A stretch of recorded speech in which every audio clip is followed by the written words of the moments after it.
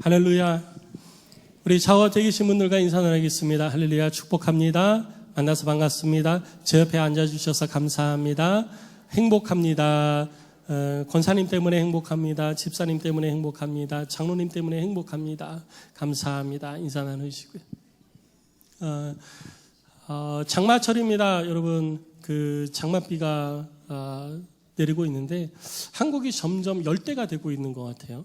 열대가 되고 있는데 뭐 열대가 되든 안 되든 주께서 우리를 온전케 하시고 주께서 항상 지켜 보호하여 주실 줄로 믿습니다. 자연을 하나님이 창조하신 그대로 보존해가는 것, 그것이 우리들의 사명 중에 하나예요. 그러니까 환경운동이 우리의 사명 중에 하나입니다. 근데 우리가 그냥 나 편하자고 환경을 막 훼손하다 보니까 지금 이러한 일들이 발생이 되어지게 된 것입니다. 그래서 우리가 먼저 환경 보호를 실천을 해야지 돼요. 우리가 먼저. 그래서 교회에서는 작년서부터 종이컵 다 금지를 시켰잖아요. 근데 그리고 개인 텀블러를 사용을 하는 것을 권장을 하고 있습니다.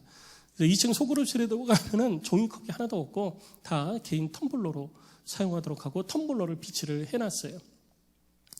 물론 이제 그 큰 행사를 하거나 그러면 그 많은 텀블러들을 다 활용을 준비를 할 수가 없기 때문에 부득이하게 종이컵을 사용을 하지만 일반적으로는 우리가 개인 텀블러를 사용을 하거나 교회에 비치된 이 플라스틱 컵을 사용할 수 있도록 안내를 하고 있습니다. 신앙생활을 하는 데 있어서도 우리들의 삶 가운데에 내가 편한 대로 하다 보면은 반드시 문제가 생기게 돼 있어요. 오늘 본문의 말씀은 3주 전에 우리가 함께 나누었던 3주, 셋째 주, 넷째 주 되겠죠. 21장 말씀에서 계속 연결되어지는 내용입니다. 그 내용을 우리가 보면서 오늘 본문의 말씀을 우리가 살펴봐야지 돼요. 예수님께서 6월절 그 절기를 지키기 위해서 제자들과 함께 갈릴리에서 이 예루살렘으로 내려오셨습니다. 내려오셔서 성전을 들어갔더니 성전 안에서 장사하는 사람들이 있는 거예요. 그리고 돈 바꿔주는 사람이 있는 거예요. 예수님께서 너무너무 화가 나셨어요. 왜 그런 일이 발생을 했느냐? 사람들이 하나님을 예배하러 온다고 하면서 하나님을 예배하러 올 때에 뭔가 좀 편하고 싶었던 거예요. 그래서 집에서부터 내가 가지고 있는 양떼들 중에 제일 좋고 살진 양을 골라서 그 양을 가지고서 하나님 앞에 제물로 드리기 위해서 가지고 와야 되는데, 아이고, 이 양을 데리고 몇 날 며칠을 함께 데리고 갈 생각하니까 벌써 귀차니즘이 발동을 하는 거죠. 이거 꼭 이렇게 해야 돼. 뭔가 좀 쉽게 할 수 있는 방법 없어. 그래서 방법을 짜내기 시작한 거예요. 그게 뭐냐면 이 양을 값어치를 보니까 이 양은 한 30만 원 할 것 같아. 그러면은 이 양을 팔아서 30만 원을 마련을 합니다. 그리고 30만 원을 들고 툴레 예루살렘으로 와가지고 30만 원짜리 양을 사는 거예요. 그러면 겉으로 보기에는 내가 바치려고 했던 양의 가치가 30만 원이고 여기서 산 양의 가치도 30만 원이니까 같아요, 안 같아요? 예, 같다고 느껴지는 거죠. 그런데 내가 30만 원 주고 산 양이 정말 이 양이 의미하는 그 가치와 같은가? 이거는 같다고 얘기할 수가 없는 거예요. 제가 말씀을 드렸듯이 여러분 집에서 그것을 양을 품에 안고 예루살렘을 성전을 향하여서 이 양을 품에 안고 걸어가면서 하나님을 예배하고 하나님을 찬양할 그 마음을 가지고 예루살렘 성전으로 옮겨가는 그 사람이 그 예배자의 마음을 한번 생각해 보세요. 여러분도 한번 그러잖아요. 우리가 하나님을 예배해야지. 내가 하나님을 예배해. 오늘은 하나님께서 내게 어떤 은혜를 주실까? 막 그러면서 집에서 오는 거하고 와서 급하다 급해 오늘도 늦었다 어떡하지 막 그러면서 어디 빈자리 막 이러면서 막 헐레벌떡 왔으니까 기도해야지. 이거하고는 전혀 다르다라는 얘기예요. 그런 마음을 가지고 하나님 앞에 예배하러 나온들 그 예배가 하나님이 기뻐하시는 예배가 되겠냐라는 거죠. 그래서 결국 제사장들은 하나님이 원하시는 예배보다는 사람들이 원하는 것들을 손을 들어주기 시작을 한 거예요. 자꾸 그렇게 하니까. 그럼 그거를 올바르게 지도를 해야 되는데 올바르게 지도하는 게 아니라 그래? 다들 그렇게 해? 그럼 조금 더 편하게 해. 그래가지고 겟세마네 동산 감람산에다가 시장을 열어준 거예요. 그래서 거기서 물건을 사고 팔기 시작을 한 거죠. 그런데 그 감람산에서 예루살렘 성까지 얼마 안 돼요. 거리가 반나절도 안 걸려요. 1시간도 안 걸리는 거리입니다. 그러니까 점점 예루살렘으로 가까이 오는 거예요. 점점 예루살렘으로 가까이 와서 나중에 예루살렘 성 바깥, 그리고 성 안, 그리고 예루살렘 성 안에 성전이 있는데 그 성전 가운데에 이방인들의 뜰이라고 해서 이방인들 가운데 하나님을 섬기는 자들이 하나님을 예배할 수 있도록 뜰을 마련을 해놨는데, 예배하는 장소를 마련을 했는데 거기에서까지 장사하는 사람들이 있게 되어진 거예요. 이게 뭡니까? 하나님을 예배하는 게 중요한 게 아니라 내가 어떻게 좀 편하게 이 자리에 함께 할 수 있을까라는 거죠.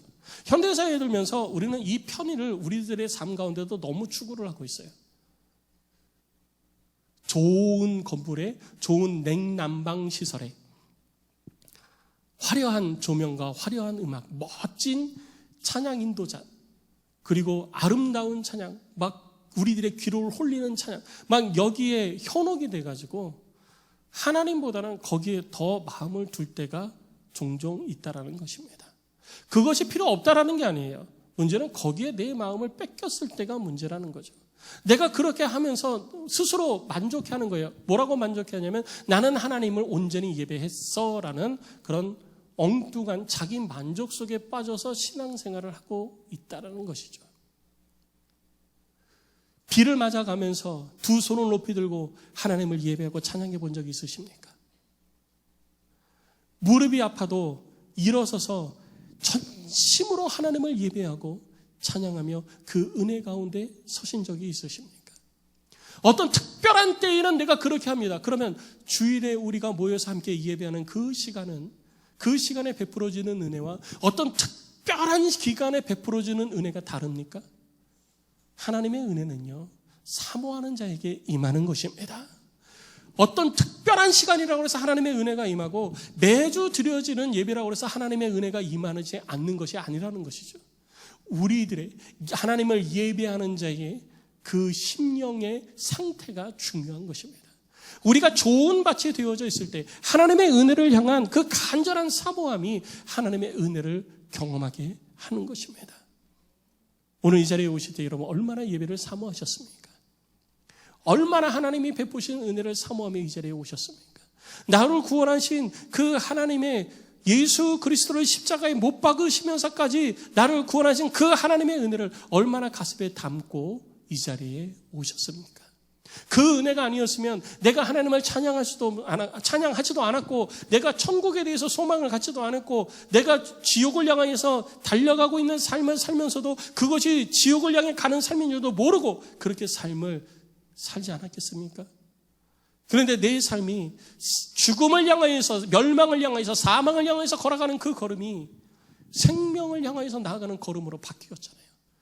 그러면 예배당을 향하여서 옮겨가는 그 걸음, 그 첫 걸음을 내딛는 그 순간부터 우리는 하나님이 베푸시는 은혜에 감격할 수 있어야 되는 거예요.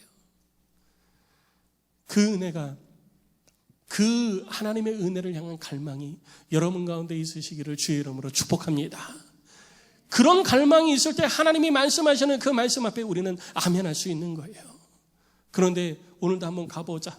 오늘은 어떻게 내 마음에 맞는 얘기를 하나, 내 마음에 맞는 분위기가 되나, 내 뜻에 좀 어긋나지 않는 상황이 좀 되나, 오늘은 내가 싫어하는 사람이 내 눈에서 좀 안 보이나, 일단 한번 가보자.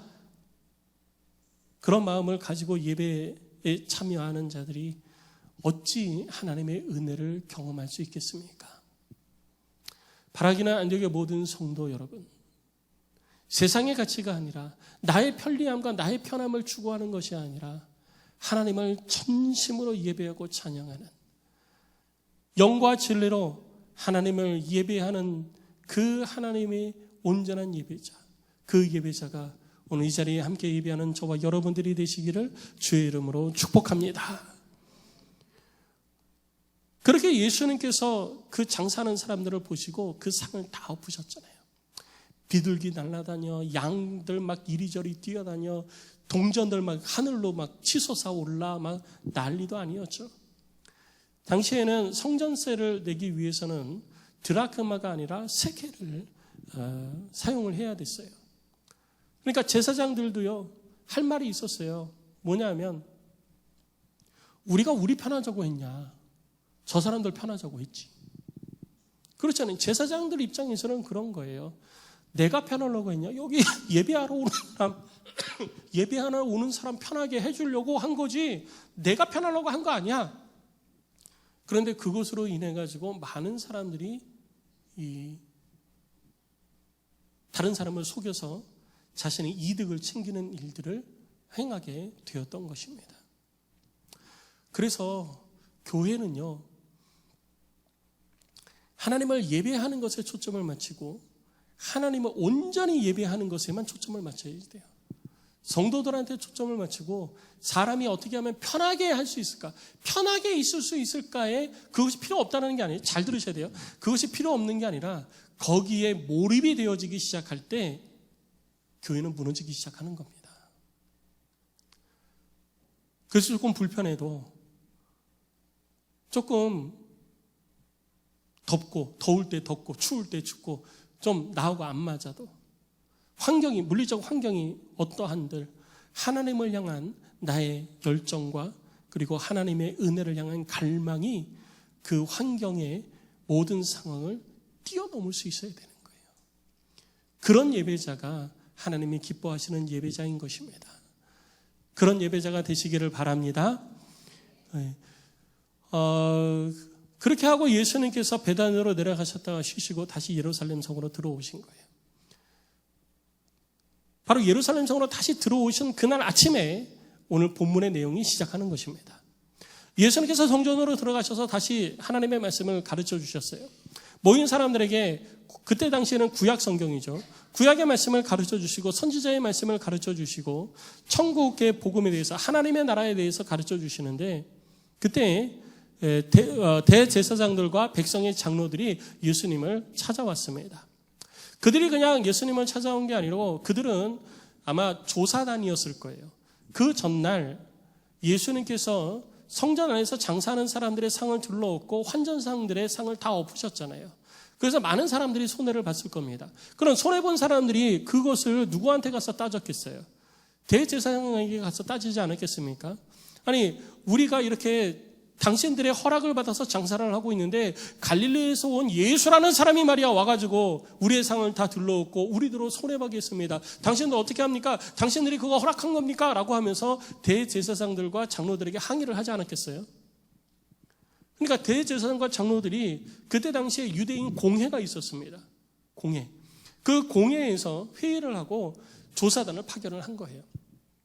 그래서 대제사장들과 장로들이 예수님을 조사하기 위해서 온 겁니다. 그래서 예수님 앞에 나와서 그들이 한 얘기가 뭐냐면, 네가 어저께 한 그런 일들, 이런 일들을 네가 무슨 권위로 행했느냐라고 예수님을 향하여서 묻는 거예요. 조사가 시작되어지는 거죠. 이 권위를 누가 너에게 주었느냐? 우리는 너에게 그런 권위를 준 적이 없다. 그러니까 자기들로부터 나오지 않은 권위인데 너는 무슨 권위로 그런 일들을 행했냐? 우리의 권위가 그렇게 무시되어지게 했느냐라고 예수님을 향하여서 책망하고 있는 거예요. 그때 예수님께서 그 대제사장들과 장로들을 향하여서 이렇게 말씀하십니다. 24절 말씀을 보면, 나도 한 말을 너희에게 물으리니 너희가 대답하면 나도 무슨 권위로 이런 일을 하였는지 말해주겠다. 예수님께서 이렇게 다시 질문을 하게 되어지는데요, 이러한 모습은 이상한 일이 아닙니다. 당시에는 누가 너 어떻게 된 거야? 그러면 당신은 어떻게 된 겁니까? 이렇게 물어보는 것이 일반적인 대화의 형태였어요. 그러니까 우리는 대답부터 해. 내가 먼저 물어봤으니까 내 대답에 하고서 물어봐. 이렇게 얘기를 할 수 있는데, 그때 당시에 유대 사회는 대화를 하거나 어떤 그 법정에서 재판을 하거나 그럴 때 당신 뭡니까? 뭐 어디서 왔습니까? 그러면 당신은 어디서 왔습니까? 라고 물어보는 것이 또 일반적인 내용이었다라는 거죠. 그러면 그렇게 묻고 대답하고 하면서 이 문제를 해결해 가는 것이 당시의 이 공식적인 대화 방법이에요. 선생님이 제자들을 가르칠 때에도 그런 방법으로 가르친 거예요. 그래서 예수님의 이러한 질문은 아주 이상한 것이 아니에요. 그래서 예수님께서 물어보신 거죠. 뭘 물어보시냐면 세례 요한의 그 세례는 어디서부터 온 거냐? 하늘로부터 온 거냐? 사람으로부터 온 거냐? 이거에 대해서 너희들이 대답하면 나도 대답하겠다라고 예수님이 말씀하시죠. 그랬더니 저들이 모여서 함께 의논을 하기 시작합니다. 머리를 맞대고 쑥덕거리기 시작해요. 야, 이거 뭐라고 대답해야 되냐? 어떻게 대답해야 되냐? 라고 쑥덕거리기 시작하죠. 막 쑥덕거리다가 결론을 냅니다. 뭐냐면요, 나 모르겠다라는 거예요. 왜 모르겠다고 그러냐? 하늘로부터 왔다 이렇게 얘기를 하면, 하늘로부터 왔다는 건 하나님으로부터 왔다라는 거거든요. 하늘로부터 왔다고 그러면 왜 너는 그러면은 요한을 믿지 않느냐 그랬을 것이고, 왜냐하면 세례 요한의 그 사역에 대해서 제사장들이나 장로들은 전부 다 뒷짐지고 있었잖아요. 어느 누구도 가서 세례 받은 사람 없었습니다. 전부 다 뒷짐지고 있었어요. 너희들은 왜 믿지 않았느냐 그럴 것이고, 사람으로부터 왔다 그러면 사람들이 그를 선지자로 여기고 있는데, 선지자로 여기고 있는 것은 그냥 맹목적으로 선지자로 여기고 있는 게 아니에요. 구약에 이사야 선지자를 통하여서 예견되어진 그 모든 일들이 세례 요한을 통하여서 지금 이루어지고 있잖아요. 구약의 예언대로 이루어지고 있기 때문에 그를 이스라엘 백성들은 선지자로 본 것이죠.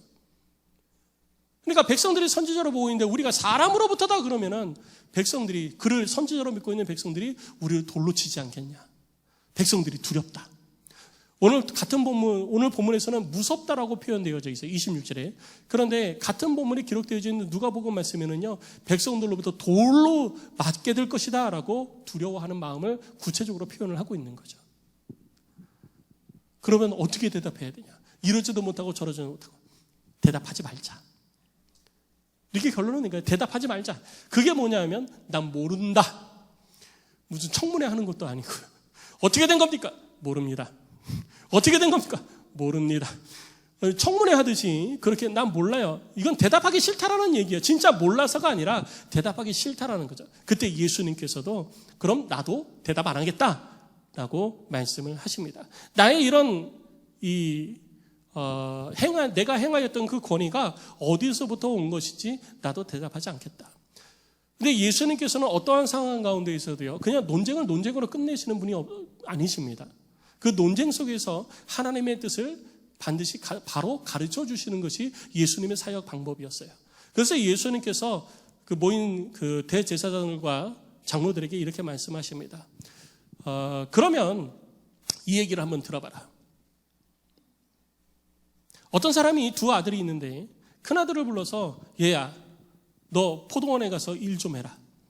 그랬더니 큰 아들이 네 아버지 가겠습니다. 그러고서 안 갔다.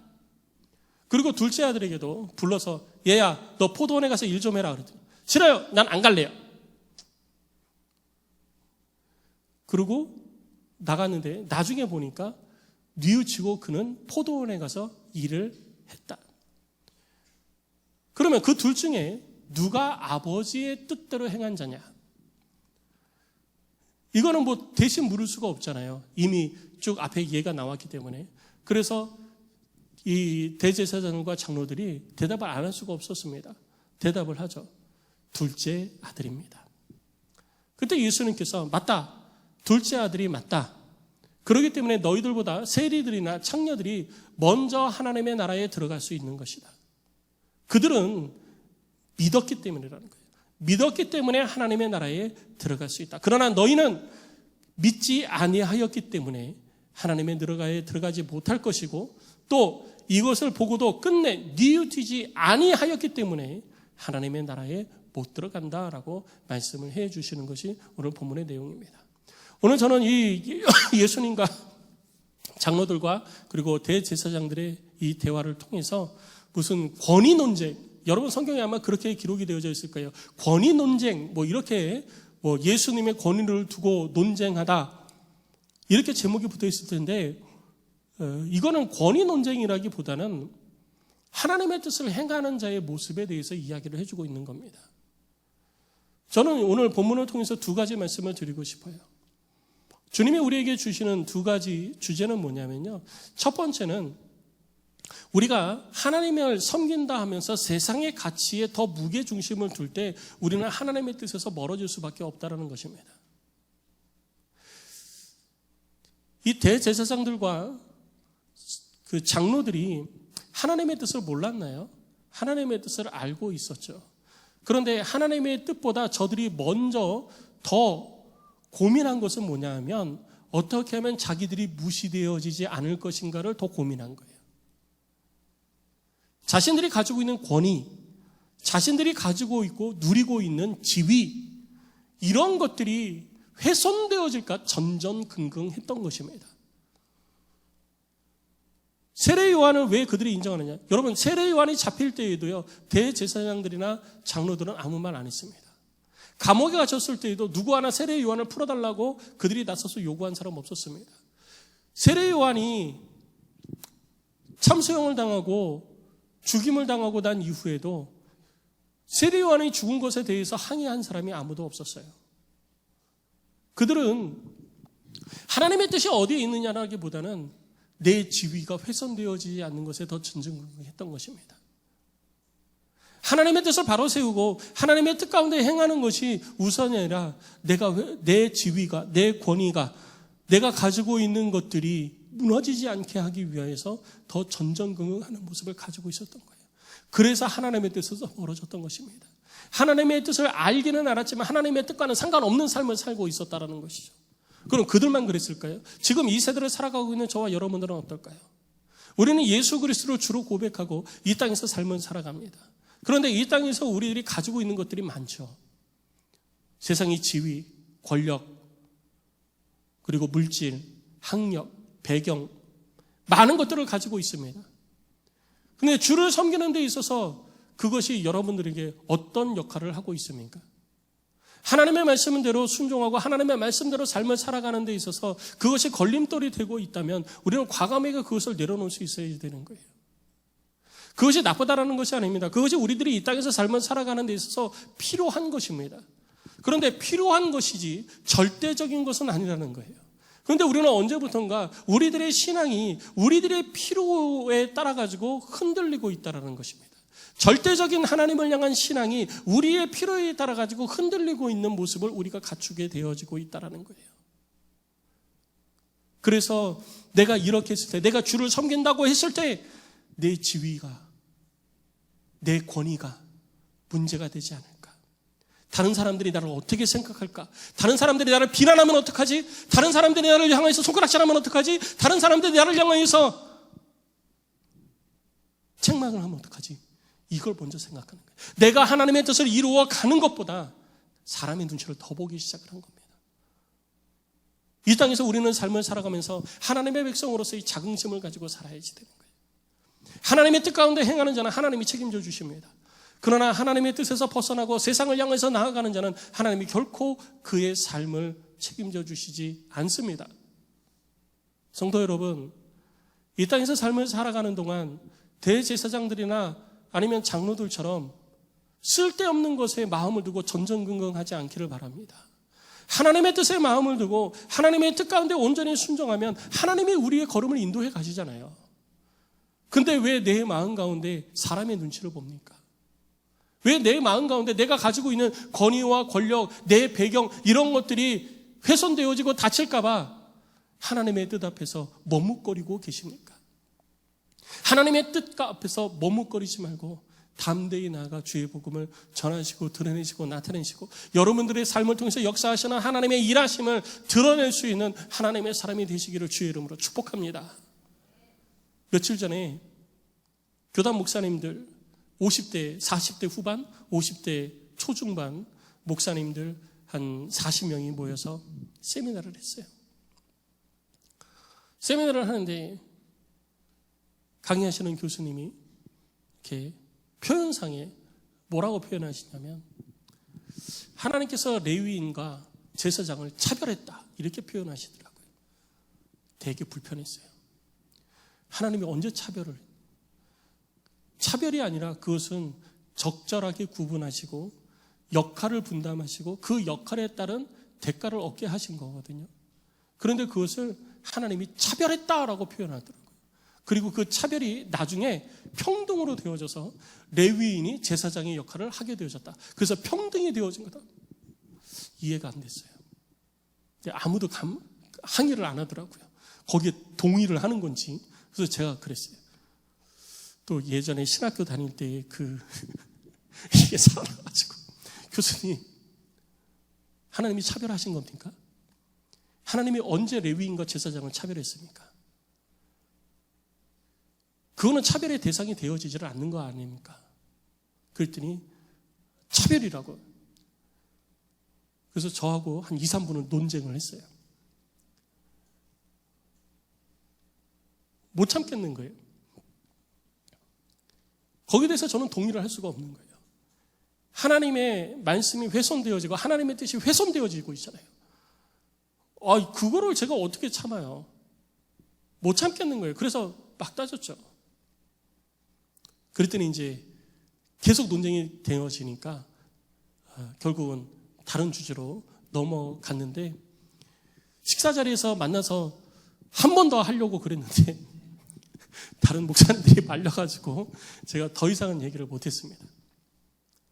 우리는 이 땅에 살면서요, 하나님의 말씀, 하나님의 영광이 훼손되어지는 것들을 뒷짐지고 바라보고 있을 때가 있습니다. 여러분 어떠십니까? 하나님은 우리에게 너희는 세상의 소금이요 빛이라 하셨어요. 우리는 세상 가운데 빛이 되어지고 소금이 되어져야 정상입니다. 우리들의 옷에 나는 소금, 빛 붙여놓고 사는데 소금처럼 되어지지 않고 빛처럼 빛나지를 않는 거예요. 그래서 손가락질을 받는 거예요. 내가 손가락질을 받고 사람들로부터 비난을 당하는 이유는요, 내가 그리스도인답게 살지 못했기 때문에 그런 거지, 내가 그리스도인답게 살았기 때문이 아니에요. 우린 착각하면 안 됩니다. 사단이 우리의 이 생각을 바꿔놓은 거예요. 내가 하나님의 말씀대로 살지 못했기 때문에 비난받는 거예요. 내가 하나님의 말씀대로 살면 내가 비난받을 일이 없어요. 근데 하나님의 말씀대로 살지 못하니까 우리는 비난받는 거죠. 그래서 저희는 오늘 본문에 예수님께서 대제사장들과 장로들을 책망하셨던 것처럼 우리는 우리 스스로를 돌아보면서 우리들의 삶에 내가 하나님을 향한 믿음과 그 신앙보다 더 가치 있게 내 마음 가운데 두고 있는 것은 없는지 우리 자신을 돌아봐야 되는 것입니다. 그리고 그 가치 있는 것을 내가 가지고 있는 게 있다면요, 빨리 이거 내려놔야지 돼요. 빨리 이거 내려놓지 않으면 우리는 여전히 빈 껍데기의 신앙인으로 살게 됩니다. 빈 껍데기의 신앙인은요, 성경에서 뭐라고 그러죠? 쭉정이라고 그러잖아요.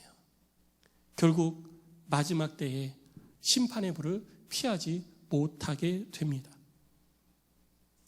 여러분 삶 속에 우리들의 눈을 어지럽히고 혼자스럽게 하고 내 마음의 중심을 차지하려고 하나님의 말씀과 하나님의 뜻보다 더 마음의 중심을 차지하려고 하는 것이 있다면 빨리 발견하시고 돌이키시고 온전한 가운데로 나올 수 있기를 주의 이름으로 축복합니다.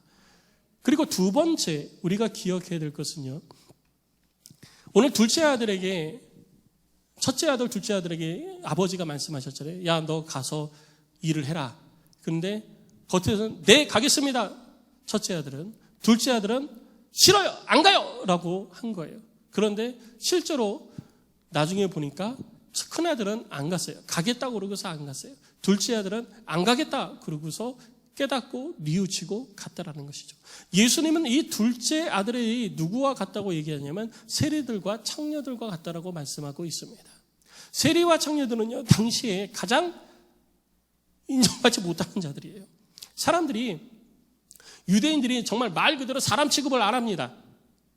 그래서 세리는 친구가 없어요. 유일하게 세리의 친구가 누구죠?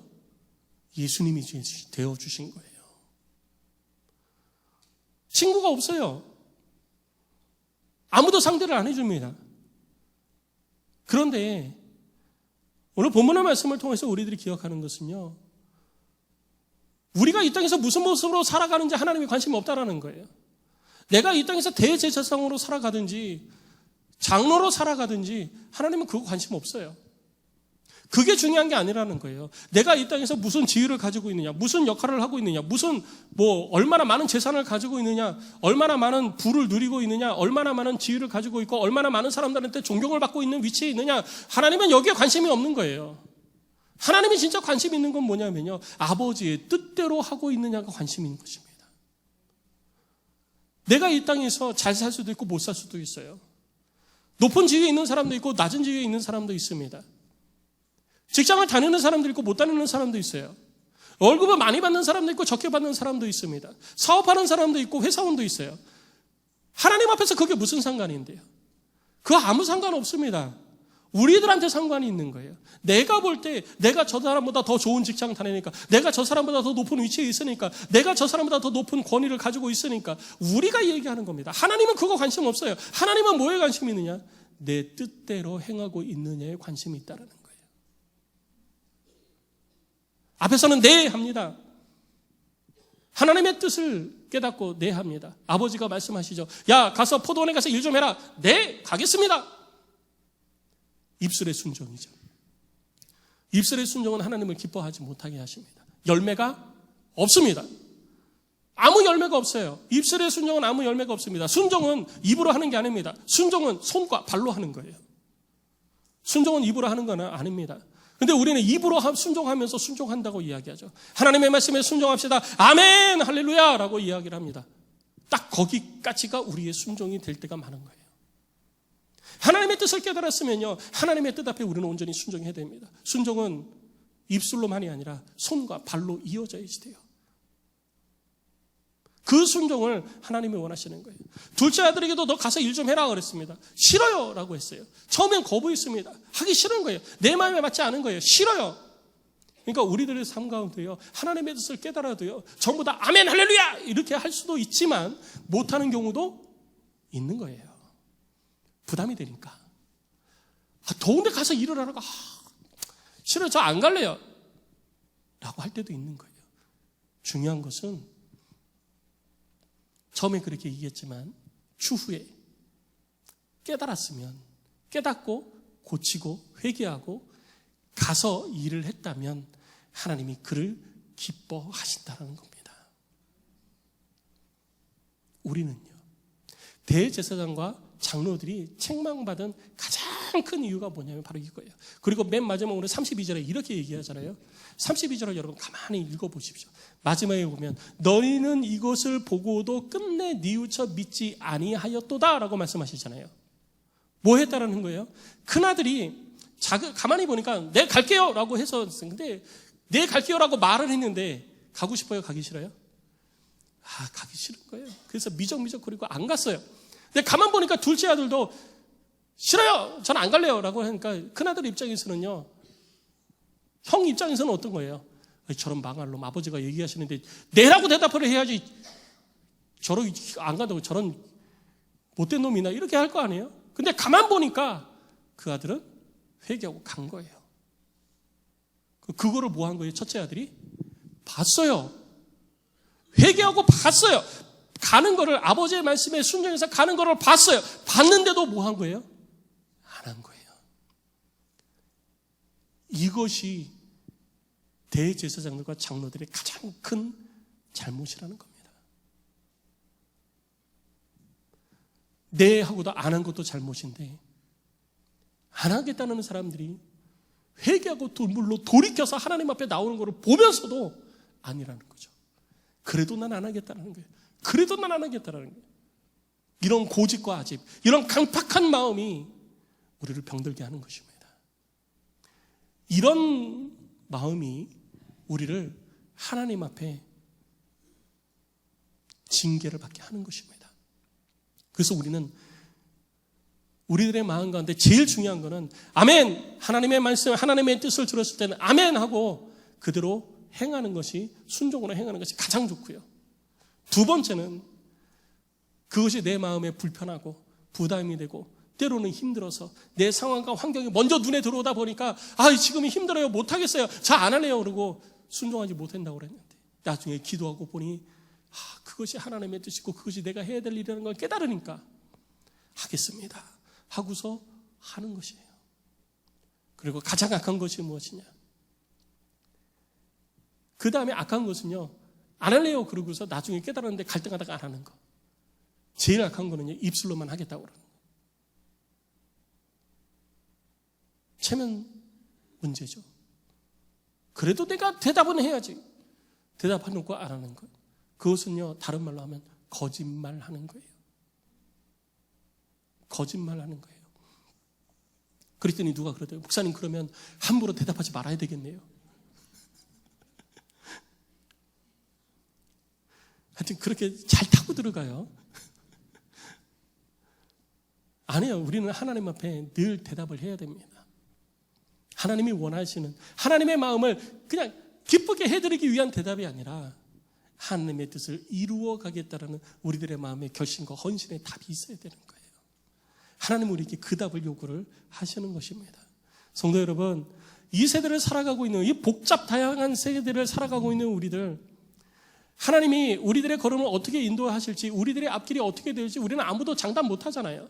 이 상황에서 우리들이 의지할 수 있는 것은 오직 하나님의 손인 줄로 믿습니다. 그러면 하나님의 손을 의지한다면 우리는 하나님의 말씀 앞에 순종해야 되는 거예요. 하나님의 말씀이 성경에 기록되어 있는데 우리가 성경을 다 그대로 우리들의 삶에 적용하기가 어렵잖아요. 그래서 하나님의 말씀을 해석하고 하나님의 말씀대로 신앙생활에서 하나님의 뜻대로 온전한 삶 가운데로 나아가도록 안내하는 교회의 안내에 우리는 순종해야 되는 것입니다. 교회가 여러분들 손해보라고, 여러분들이 망하라고 교회에서 하나님의 말씀대로 살라고 지도하는 거 아니에요. 교회에서 하는 것은요, 여러분들의 신앙이 더욱더 자라가게 하기 위한 모든 것들을 제공해 주는 거예요. 그게 교회예요. 그리고 그 교회를 통해서 여러분들이 변화되어지고 여러분들을 통해서 하나님의 영광이 나타나게 하는 것, 그것이 교회의 역할이라는 거죠. 우리는 그 일을 이루어야 되는 것입니다. 그래서 교회의 말에 우리는 순종해야 되는 거고요. 교회의 말에 순종하는 것이 하나님의 뜻 앞에 순종하는 것이 되는 거예요. 그리고 교회 지도자의 말에 순종하는 것이, 그것이 곧 하나님의 말씀 앞에 순종하는 것이 되는 것입니다. 교회 지도자가 개인의 사리사욕을 가지고서 여러분들에게 이래라 저래라 할 수도 있겠죠. 요즘 보면은 세상에 그런 목회자들이 많이 있습니다. 목회자라고 부르기도 부끄러운 사람들이 많이 있어요. 그런데 이것이 하나님의 뜻인지 아닌지 여러분 자신이 먼저 아시잖아요.